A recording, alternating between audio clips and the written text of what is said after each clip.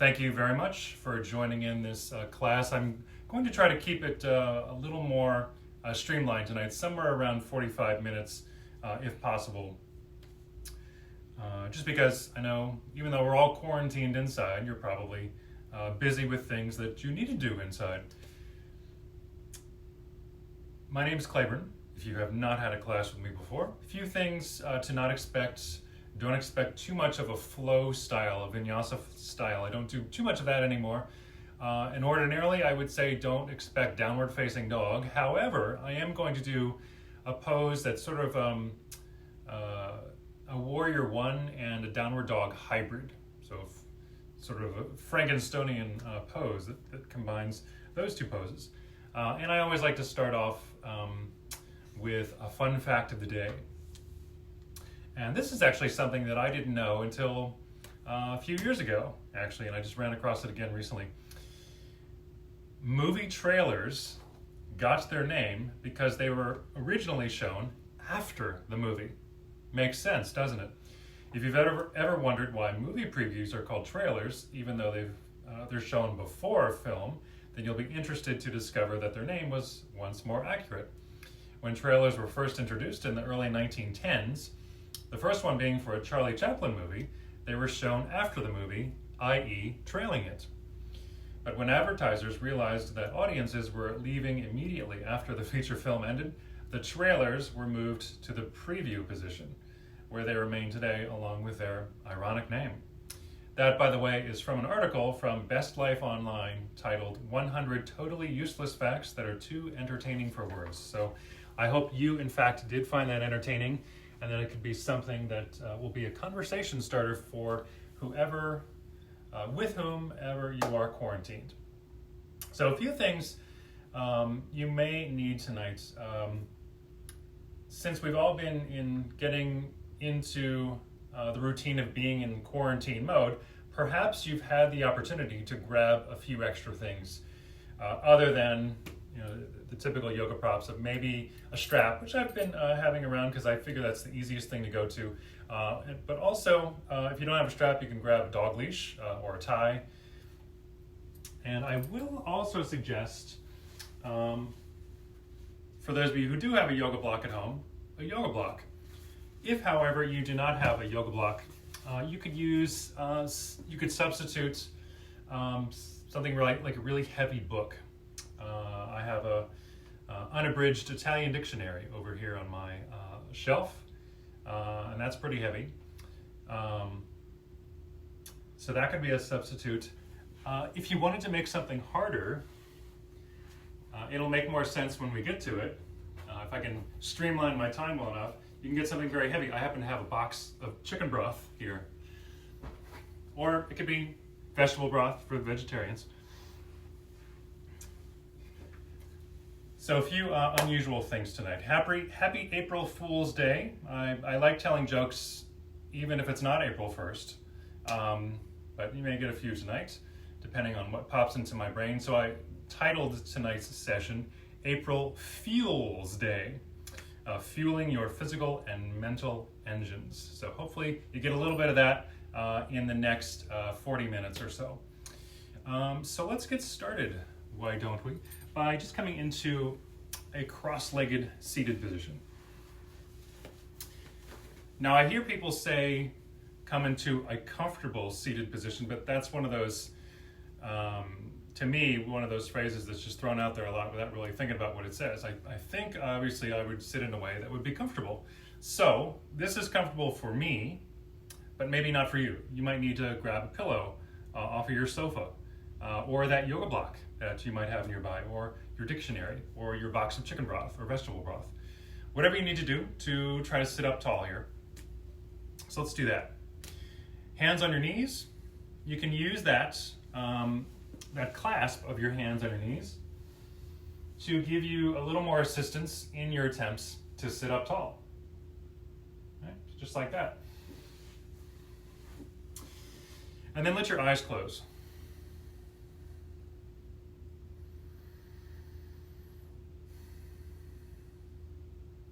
And allow your shoulders to try to get kind of heavy here. Right? Don't be tempted to allow them to rise as you're inhaling or as you're exhaling. They'll do that a little bit, of course, since your ribs are moving, but try to keep it to a minimum.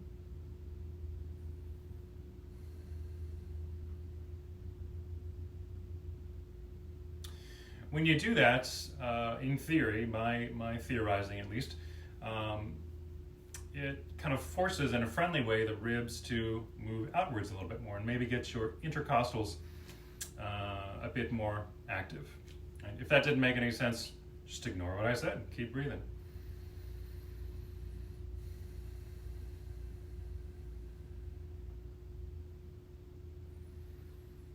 So in the event that you've been busy around the house today or busy doing something outside of the house, if you've been able to break away,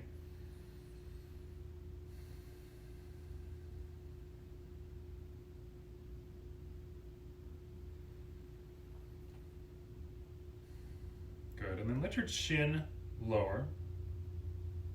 Try to keep yourself relatively upright from the shoulders down as you allow for movement in your neck, your cervical spine. Slowly starting to move your head in one direction.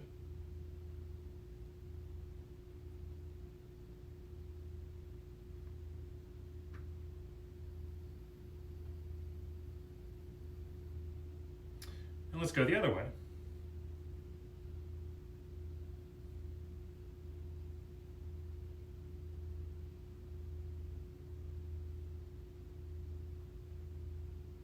I'm getting the Rice Krispies neck, as I like to call them, some snaps, crackles, and pops. But that all tends to go away as it's like the snap, crackles, and pops have been sitting in the milk for a while, or almond milk, not regular milk. Good. All right, then do what I said not to do a few minutes ago. Shrug your shoulders. So start to shrug them high up toward your ears, pull them back behind you, and then descend them. Pull them forward. And I didn't give you that cue the first time. So you're in protraction, shoulder blade protraction, they're spread. And then you elevate your scapula, and then you retract them, draw them toward the midline of your back, and then depress them. Push them toward the floor. And then you just put all that together and try to make it as circular, as fluid as you can. Getting some of your fluids moving around. The human body, adult human body, roughly 70% liquid from what everybody says out there in human anatomy studies land. So let's circle the other way. I'm not at my most eloquent right now, my apologies. The importance of sleep. I got some last night, but probably not as much as I should have.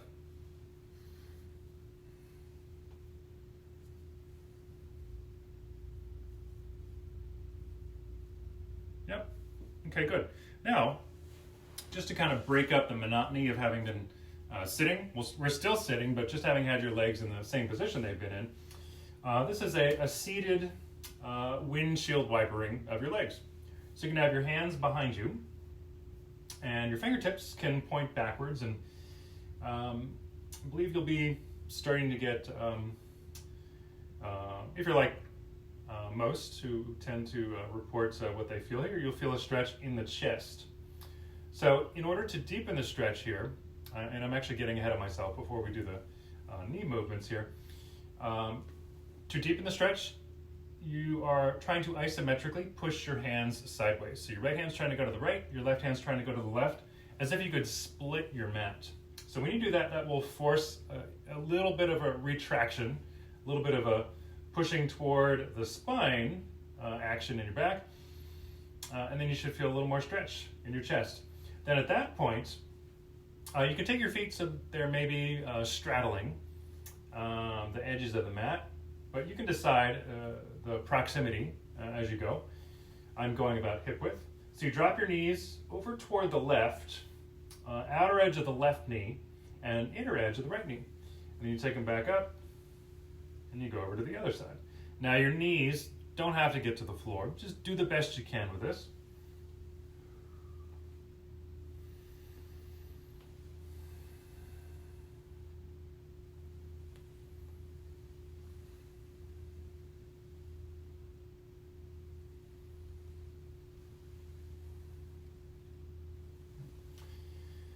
You can also start to turn your head in the opposite direction of where your knees are pointing.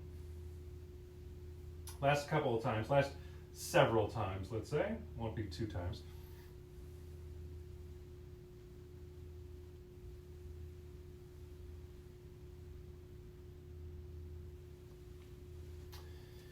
Good.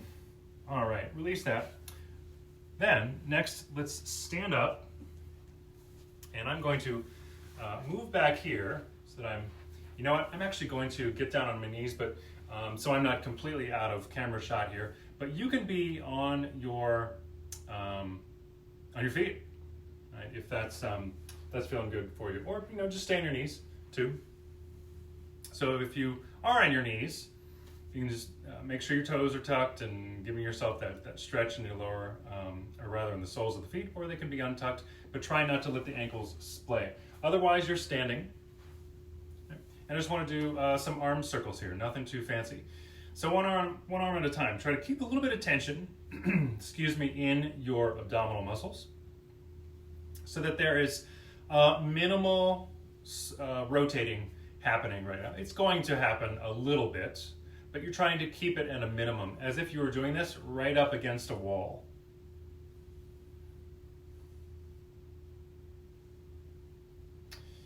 And then let's go the other way.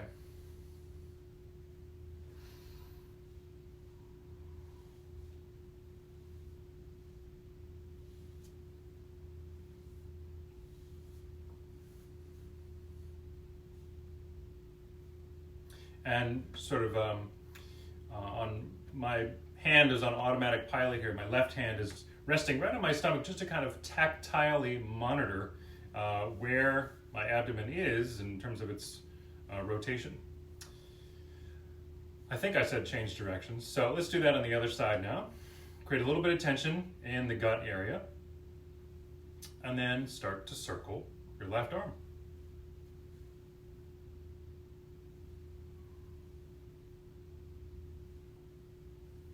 Maybe still some of those Rice Krispies in the shoulder. Got a couple.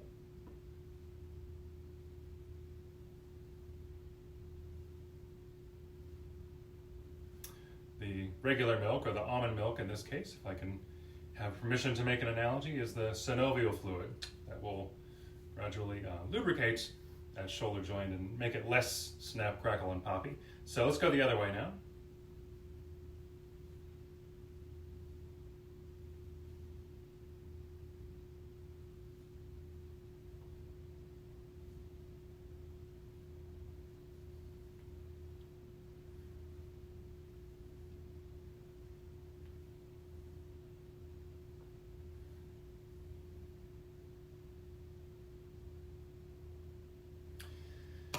Good.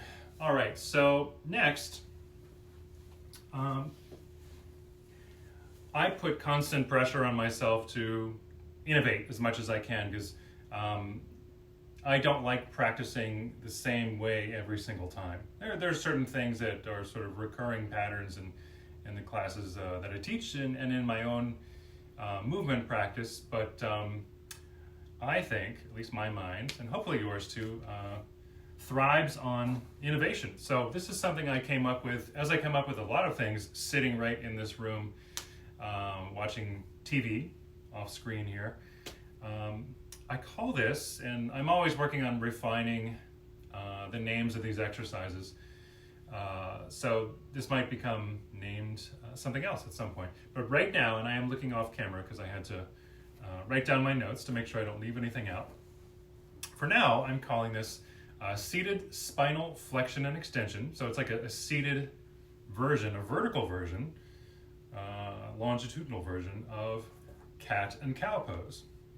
So seated spinal flexion and extension with active shoulder flexion. So your arms we'll actually be going through this sort of, stop in the name of love kind of position. They'll be parallel to the floor. Here's what I mean. You need to sit in the middle of your mat so that you have about equal mat length on each side of you. So you may need to adjust the height of the mat, because not all mats are the same length. Same goes for humans, right? We're not all the same height and same proportions. But this works for me. This is actually my mat. I don't use that often because my other mat is in the trunk of my car right now. And it's a lot heavier, so I'm actually kind of glad I'm using a slightly lighter one. So you hold the edges of your mat, and then you start to try to pull the mat straight up toward the sky or the ceiling, depending on where you're practicing this right now. And of course, your body weight is providing the anchor, the anchor, not the anger. Don't get angry, right? The anchor that you need to be able to do this exercise. So you're trying to pull your mat toward the ceiling, and that should actually help you to depress, to push your shoulder blades toward the floor. Then, here's where the sort of cat and cow movement comes from. It's yoga speak for spinal flexion and extension, respectively, but we tend to start with the extension here. So I'm trying to pull the mat toward the ceiling as I inhale and pull my chest forward, much like I did, and maybe you did. I can't see you through the other side of the camera. When you were seated, taking the knees from side to side. So you try to pull the mat behind you. I'm noticing how my shoulders are a little bit off center here. So that's why sometimes it's good to have a mirror or a camera lens, in this case, as input. And I'm constantly trying to pull the mat up. And then I start to round my back as I try to pull my hands toward the ceiling. So it's like doing shoulder raises with weights, but in this era where maybe we don't have access to a gym or yoga blocks or yoga props, rather, you gotta use what you can, and sometimes it's right underneath your feet or underneath your gluteus maximus in this case. So your chest is going forward, trying to pull my hands toward the ceiling, and then pull it back, spinal flexion. So that was extension a moment ago. Try to pull up, and I'm actually getting a little bit sweaty on my forehead as I do this. Chest pulls forward. I'm also trying not to dunk my head. I just caught myself doing that. And then pull it back, and then release. That's actually kind of tough, huh? At least for me it is. Okay. Next, let's do a little bit more abdominal work.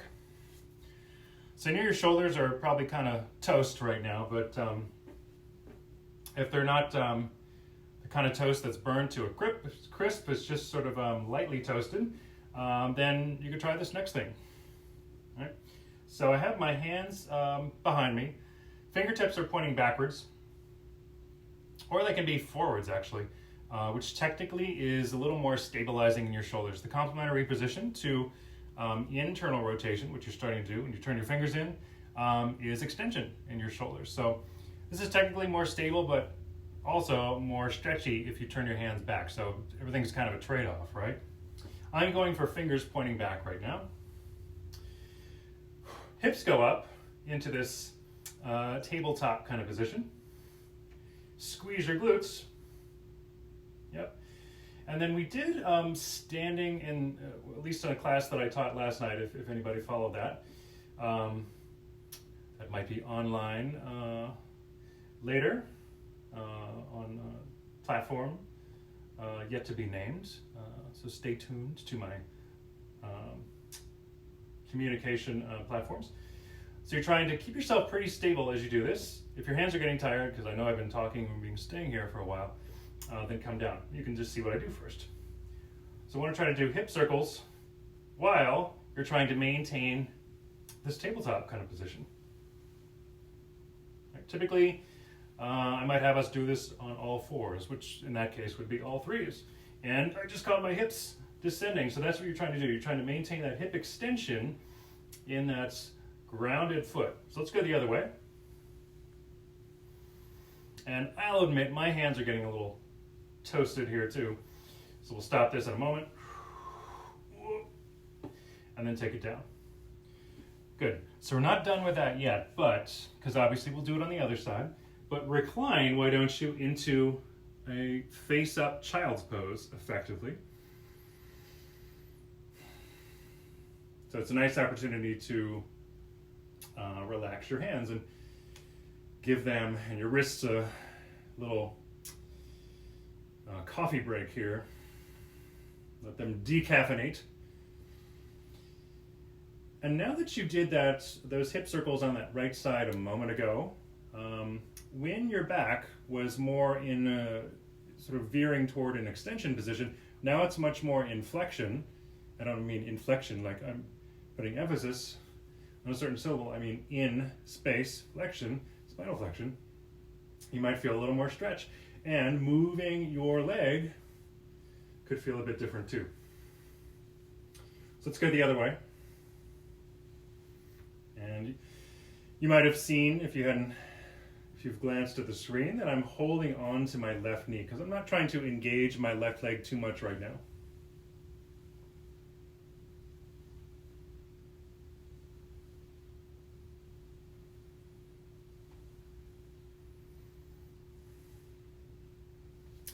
Then stretch your right leg straight out on a diagonal toward your right.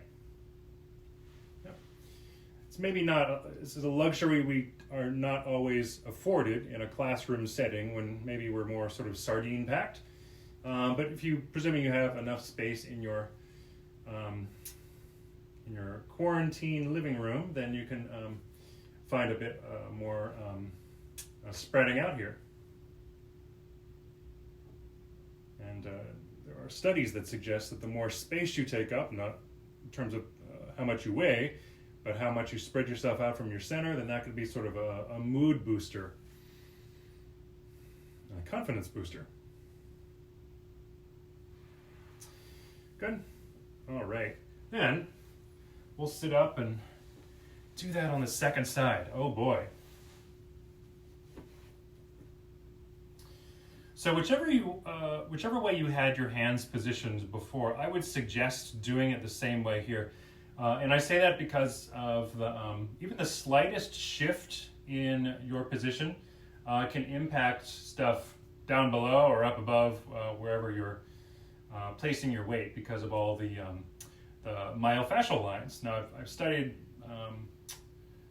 myofascial lines before. I'm not an expert in it. I know a lot of stuff, but I don't know everything. But I know that the entire body is connected. So that's why I like to have, in more ways than we know, and ways we're understanding all the time. So that's why I like to have things done the same way on both sides before you decide to do something different. So hands are behind you. Right? You could try to push them sideways isometrically, get a little more stretch in your chest. Hips are going up and you're squeezing your glutes. And I failed to mention on the first side, you're also trying to squeeze your feet toward each other. So it's actually a little bit of a moot point since we'll have that left leg moving around in a moment, but maybe you could at least feel it ephemerally here. Right, push yourself away from the floor, push your abdominal muscles in, and then notice how your hips will start to go a little bit askew as you lift your left leg and start to move it around. Now you can also modify this, number one, by not doing it, but number two, you can just take your hips down. I'm so sorry I didn't mention that on the other side, but maybe that was self-evident. If something doesn't feel good, you just don't do it. So let's go the other way. Whoops, my hips were dropping there. Ooh, several more. You love this exercise, you just don't know it yet. And then release. Good. Let's lie down again. Pull your knees into your chest again.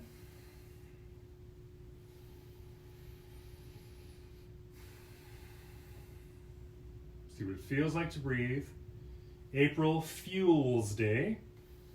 And even if I make this available on a date later than April 1st, you can still, this class will still apply even if it's not done on April 1st.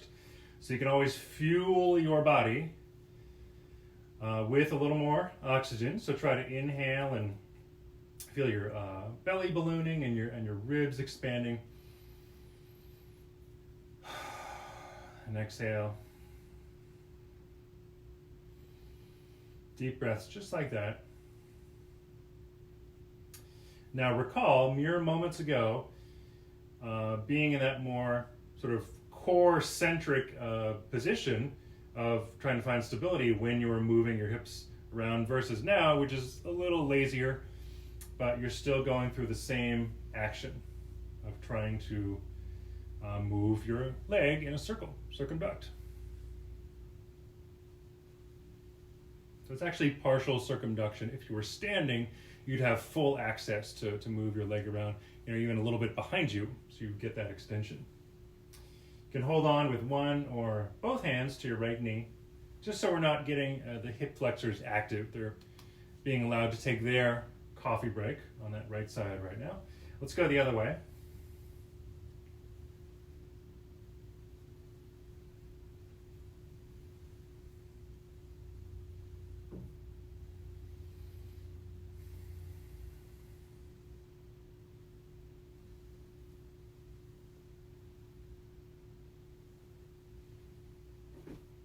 Good.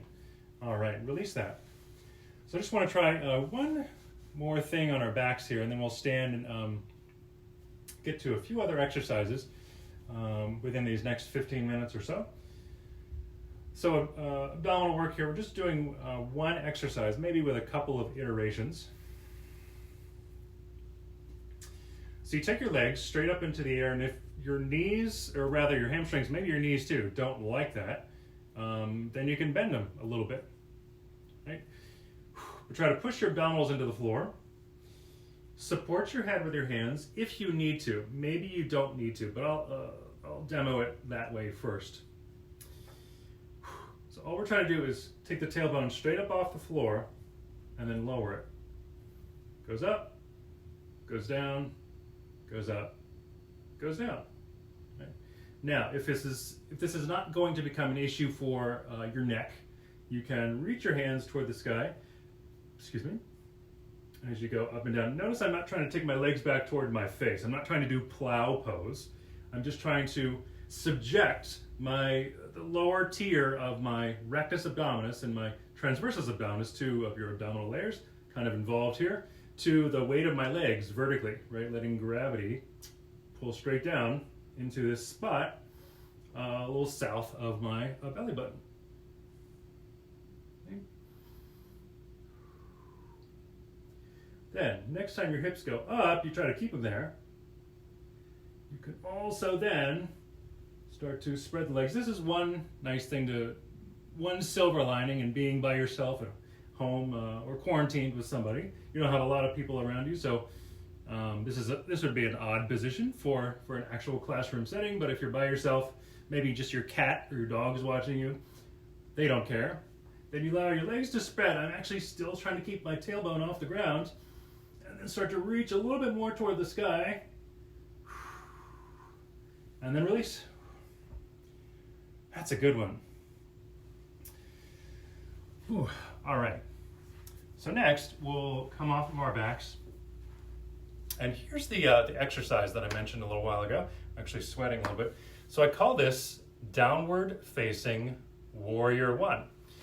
If warrior one and downward dog had a baby, it might look something like this. So I might be briefly out of camera shot in my upper body partially, so bear with me as I do that. I'll actually move back a little bit, so that is less of an issue. Hopefully you can still see me way back here. My camera skills are not Stradivarian, if I can use that word there. You don't get to use it in a sentence too often. All right, so to get into downward facing warrior one, imagine going into a warrior one position, but from the floor. You have your left foot forward, we'll start there, and your right foot back. So I have my hands to the inner edge of my left foot. My left foot is kind of straddling the left edge of the mat. The right foot has spun down to the floor and is pointing roughly toward your front right, about 45 or 35 degrees. And hopefully I have enough room here. I'm going to scoot back a little bit. You are trying to pull your left hip back and your right hip forward. You might actually start to lose a little bit of that bend in the knee. And this is a sort of good, more bang for your buck kind of move, because it's sort of 2 in 1. So it's warrior one legs, but downward dog in the upper body. So you walk your hand, you kind of creep them out in front of you, or if you need your yoga block or your dictionary or whatever you got, something you put your hands on, maybe your sofa or your chair, your arms are going out in front of you. So since this left foot is closer, it's not back there next to your right foot, it's much less pressure for your shoulders. So it's a really good opportunity to set yourself up for a good shoulder position. And I'm actually going to turn this way. I'm not doing a mirror image to you, just bear that in mind so that you can see me better. When your arms are out here, you try to, and I have them out here maybe about 1.5 or 2 feet, but it's probably going to be different depending on on your whole body's proportions. So my arms are out in front of me and I have a little bend in them and I'm trying to squeeze my elbows toward the midline, almost like I'm trying to squeeze the carpet under my hands or maybe the mat under your hands. I'm a little bit out of camera shot, toward the midline. It's like doing the chest fly face down on the floor. So you can make this a little more active than it appears. You try to pull your left hip back. I'll turn this way now so you can see. Pull left hip back and right hip forward. Right? And then there is your downward facing warrior one, and you're trying to maintain a neutral spine, nothing that's overtly rounded. Good. And then you can step your back foot forward, forward bend. Good. And I know I will be briefly out of camera shot here, but just to counteract that, you come into a standing position. I'll walk my way back. I've run out of space here. Tailbone toward the ground, just a slight back bend. A reset button from what you were just doing. You squeeze your glutes. Try to push your hips forward. You can have your hands, webbing of your thumb and index finger right at the top of your hips. Drive your hands down into your glutes. Squeeze your glutes. Try to lean back a little bit. Somewhat reminiscent of having had your hands behind you when you were seated earlier. And that's it. Come on up. So we'll do that on the second side now. So your left foot goes back this time with your right foot forward. I'll demo this on both sides. My left foot is close to the left edge and my right foot is close to the right edge. Hands go out in front of me, about 1.5 feet. Maybe yours are 1 or 2 feet. It's going to be a little bit different for everybody. So this just is a rough estimate as to how your body might look. Pull your left hip back, your right hip back, left hip forward. That almost makes it feel like pigeon pose. So maybe like a trifecta, 3 poses in one, in a sense. You can also try to push the ground away with your hands, and it's almost like you're trying to do a handstand or getting ready to, and you might feel that in your chest muscles a bit more. Squeeze your elbows. Turn this way first. Squeeze your elbows toward the midline. Yep, just like that. I'll turn around this way. Right hip back, left hip forward. You might feel it in the calf too. The calf mooing at you. And then step your back foot forward. Little bend in your knees. I like to refer to this as a standing child pose. Right? That's how bent your knees are. So we'll hold this just a little longer than we did the first time.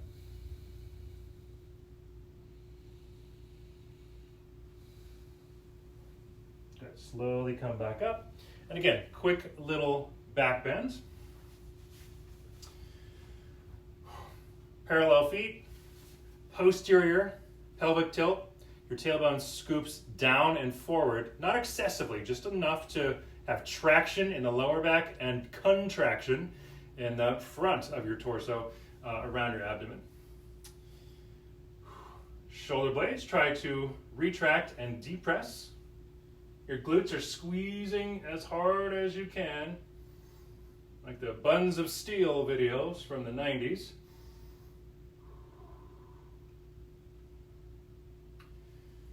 And then release. Okay. So I think I might actually, this is not a little bit unplanned, but I'm going to maneuver my camera up just a bit here, because I will need to be in view for this next exercise. So as promised, this is when your block or your dictionary or your box of chicken broth from Costco. That's one thing they were not running out of. And you'll need any one of those for this next exercise. So let me demo this with the block first. So I refer to this as and I actually did an Instagram post in this a few months ago, so you can find me there and look at it in more condensed form. But I call this the Saddlebrook Infinity Block. And I think I actually did that with a mini physio ball, medicine ball. But you can adapt it for whatever situation you're in. And I call it the Saddlebrook Infinity Block because this is based on an exercise I learned at the Saddlebrook Resort in Florida, a little bit east of Tampa, Wesley Chapel, Florida. Probably about, 15 years ago, 16 years ago, something like that. But it was such a cool way to feel weights transfer and fluidity. So I thought, how can I integrate, and originally it was done while holding a tennis racket. So I thought, how can I integrate a little bit of sort of active chest contraction while I do this? And in a way to awaken your shoulders a bit too. So you take a block between your hands, long ways between your hands, and then you start to make sure your wrists are on it. You try to crush it with your hands. Then, and this is sort of building upon, for anybody who's followed me past several days or past a week or two since we've been in quarantine land of some of the past few videos, I've done some iteration of a lateral lunge. This is another one, but more upright. Squeeze your glutes while you're trying to crush your block. You send your weight, your feet are turned out maybe like 45 degrees.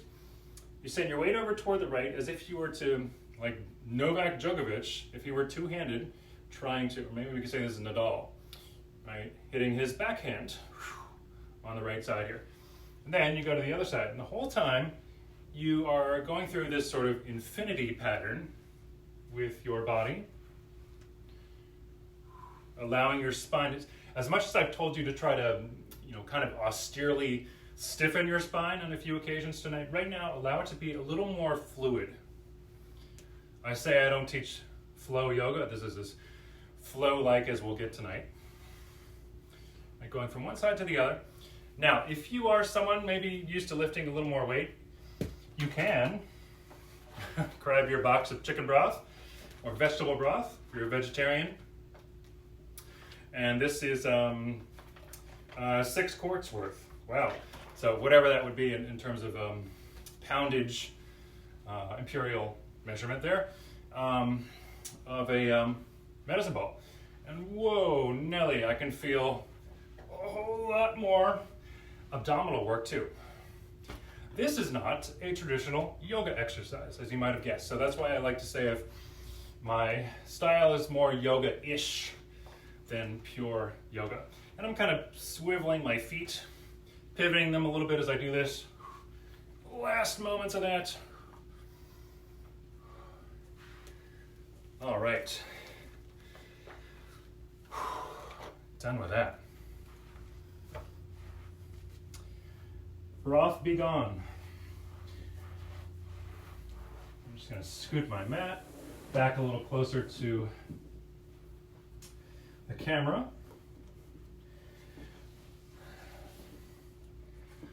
now's the time when we can start to cool down. Whoops. I think I'm going to have to readjust my camera. So while I'm doing this, you can lie down. There we go. You can lie down, grab your strap or your dog leash or your belt.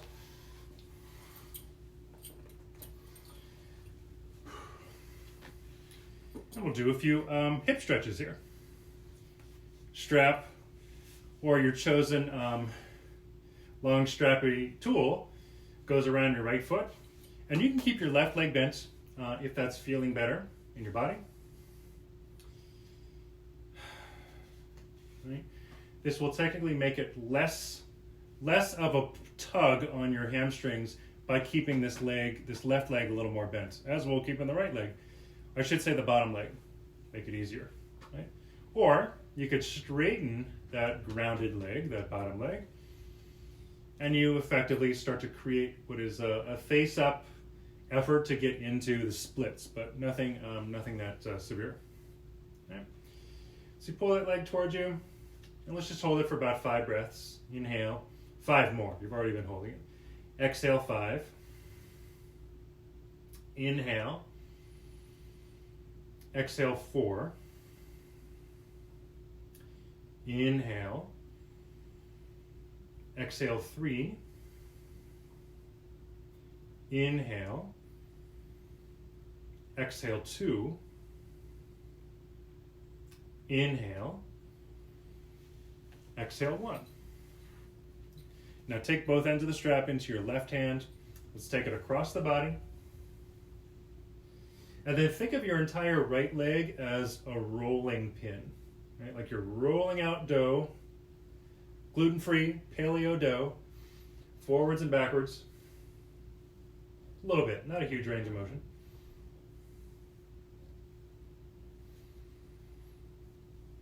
It's like you're creating a little bit of a tension release in your lower back, more specifically on the right side. And that's it. We'll switch sides. Strap goes around your left foot now. Again, assess initially whether it's better for your back and your hips and your hamstrings to keep the right knee bent and on the ground, or rather the foot on the ground, or whether you want to straighten that right leg. Left leg pulls towards your face. And this is my tighter side, so it really doesn't take much for me to start to feel those little muscular earthquakes.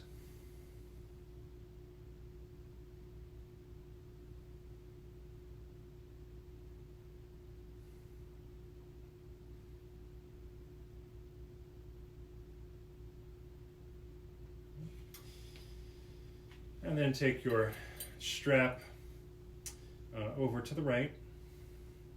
So you can twist now. And then do your little rolling pin action of your left hip. Pulls toward your head and then goes toward your bottom leg's foot.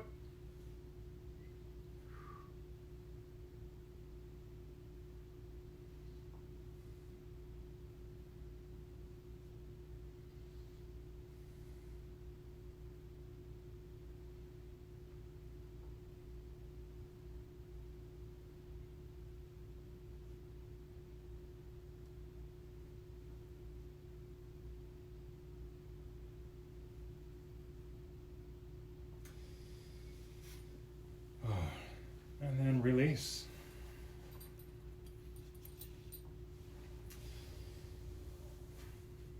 So a little alternative to Shavasana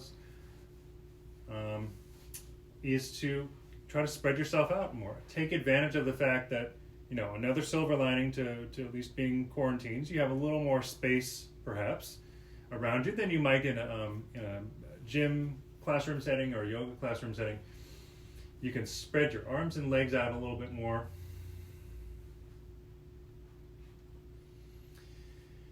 And then just start to feel your body revitalized. Feel this gratitude for just being alive, for being able to breathe deeply, and for your body to be able to support you in everything you did this past hour.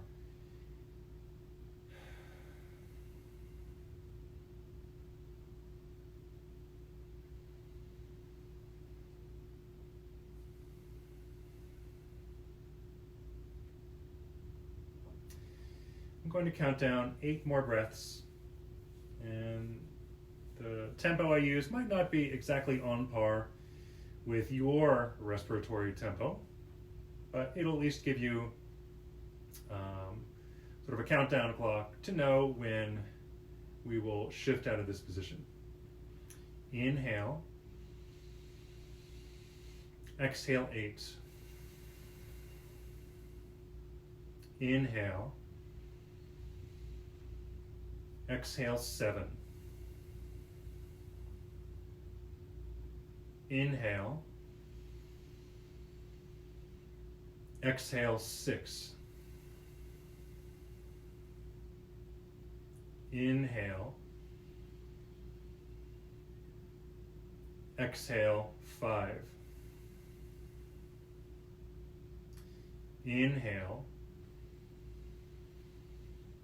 exhale 4.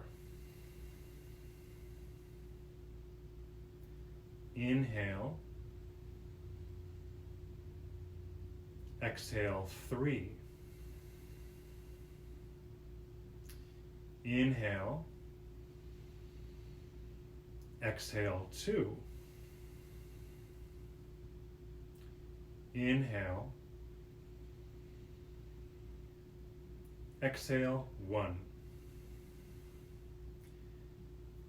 Feel free to tune me out now and stay here a little longer if you'd like to, or join me in walking your feet back toward your hips, taking your arms back down toward your sides, rolling yourself to one side.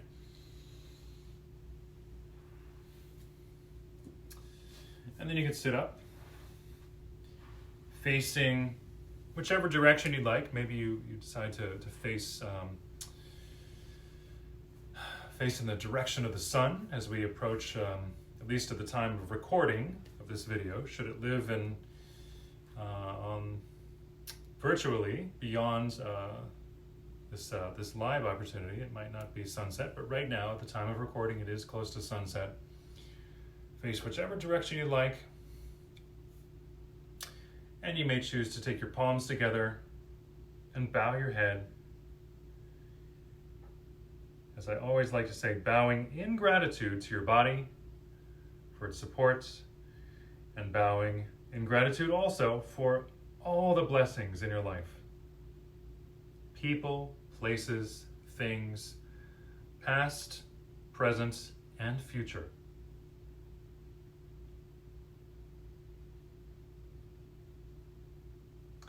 Thank you very much, and well done. Namaste.